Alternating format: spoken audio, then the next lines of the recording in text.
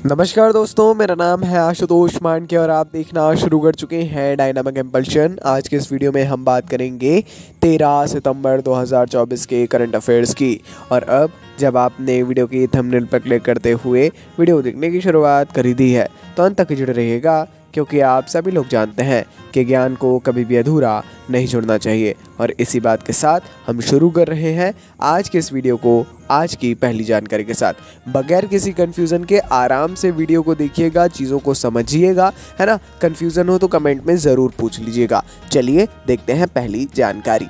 प्रधानमंत्री नरेंद्र मोदी ने 1893 में शिकागो में विश्व धर्म संसद में स्वामी विवेकानंद के ऐतिहासिक भाषण की 132वीं जयंती मनाई।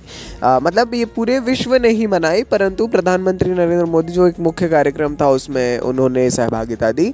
प्रधानमंत्री ने इस बात पर प्रकाश डाला कि विवेकानंद के संबोधन ने वैश्विक दर्शकों को भारत की एकता, शांति और भाईचारे के शाश्वत संदेश से परिचित कराया। उन्होंने पीढ़ियों से चली आ रही प्रेरणा को ध्यान में रखते हुए विवेकानंद के शब्दों के स्थायी प्रभाव की प्रशंसा की। जाहिर तौर पर आप सभी को वो भाषण एक बार रीड करना चाहिए, सुनना तो चाहिए ही, मगर मैं पर्सनली सजेस्ट करूंगा कि आप उस भाषण को पढ़ें, आपको स्वयं समझ में आएगा। ठीक है, चलिए बढ़ते हैं आगे।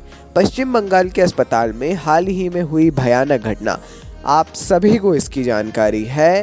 पूरे भारत में जो है ये जानकारी सभी प्रत्येक लगभग हर एक भारतीय को है, जिसने देश को हिला कर रख दिया वाकई में। इस मामले के बाद अब पश्चिम बंगाल कैबिनेट ने इन मामलों से संबंधित मामलों, मतलब जो बलात्कार अथवा अन्य इस प्रकार के जो मामले हैं, मतलब मेन मुख्य तौर पर जो यौन अपराधों से बच्चों के संरक्षण का जो एक एक्ट है, पॉक्सो एक्ट जो है, इसके अंतर्गत अगर आते हैं तो इसके लिए जो है फास्ट ट्रैक विशेष अदालत स्थापित करने का प्रस्ताव रखा है। प्रधानमंत्री को भी इन्होंने पत्र लिखा था पहले, अब इन्होंने जो है अपने शासन के अंतर्गत ही प्रस्ताव भी रखा है और जाहिर तौर पर एक अच्छा प्रस्ताव है, होना भी चाहिए हमारे अनुसार। आगे बढ़ते हैं।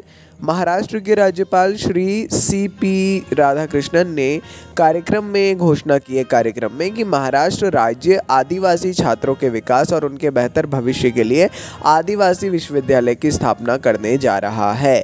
यह विश्वविद्यालय महाराष्ट्र के नासिक जिले में स्थापित किया जाएगा।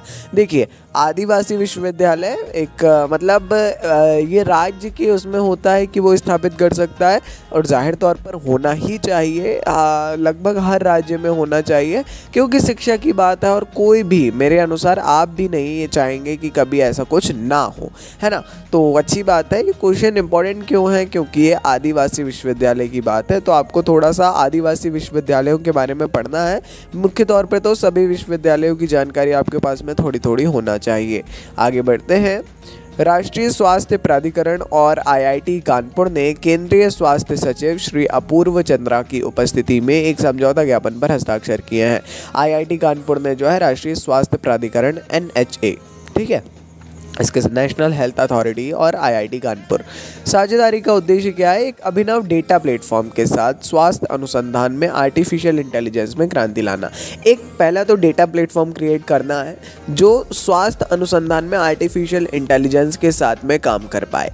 हेल्थ के क्षेत्र में AI को जोड़ा जाए और उसको जो है एक डेटा प्लेटफॉर्म के साथ में जोड़ा जाए, इस प्रकार से है मेरे अनुसार, है ना। थोड़ा सा और पढ़ना चाहिए आपको NHA के बारे में, क्यों आया, कब आया, क्या अंतर आए, बहुत व्यापक परिवर्तन देखने को मिले हैं वैसे, ठीक है। आईआईटी कानपुर के बारे में भी डेफिनेटली पढ़ना ही चाहिए। आगे बढ़ते हैं अगली जानकारी।